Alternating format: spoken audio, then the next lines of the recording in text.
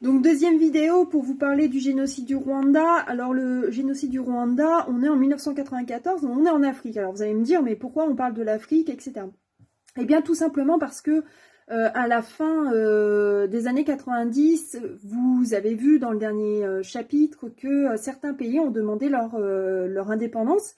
Et donc il y a eu un processus de décolonisation qui s'est effectué sur l'ensemble de la planète. Il y avait quelques pays qui n'ont pas eu accès à l'indépendance tout de suite, mais il y en a eu qui ont eu leur indépendance.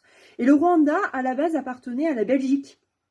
Et la Belgique, quand les Rwandais ont demandé leur indépendance, la Belgique a dit « mais il n'y a pas de souci, c'est un pays plutôt très sympa, ils sont ouverts, ils n'étaient pas contre en fait. En plus de ça, c'était une charge incroyable de dans leur système économique de gérer le Rwanda et d'autres pays d'Afrique.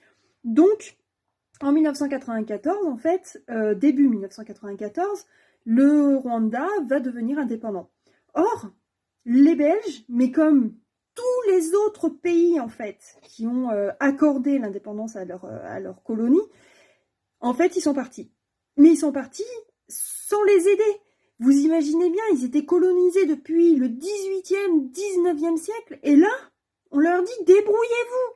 On enlève tout, on enlève les écoles, on rapatrie les professeurs, on enlève les fonctionnaires, on ne fait plus de route, on leur donne plus à manger, enfin bref, c'est la catastrophe. Et au Rwanda, pareil qu'en Bosnie-Herzégovine, il y a deux peuples. Il y a les Hutus et les Tutsis. Alors je sais, leur nom c'est un peu bizarre. En fait, les Hutus vont se proclamer meilleurs que les Tutsis. Alors, comment ils vont faire pour différencier les Tutsis et les Hutus? Ces deux tribus en plus, donc vous imaginez, on les reconnaît pas. Eh bien, les Hutus vont dire que les Tutsis ont le nez plus épaté que les Hutus. Et ils vont commencer un massacre en 1994 qui va durer un mois et demi. Ça va faire 800 millions de morts massacrés à la machette. Là, c'est un génocide ultra violent puisque, en plus de les avoir massacrés à la machette, beaucoup d'enfants sont devenus des enfants soldats, comme vous pouvez voir dans certains films. Et ça a été vraiment un massacre. On a tué, éventré, violé les femmes, les enfants, les anciens, enfin vraiment tout le monde a été tué pendant le génocide du Rwanda. Donc pareil, j'ai essayé une fois de regarder un reportage.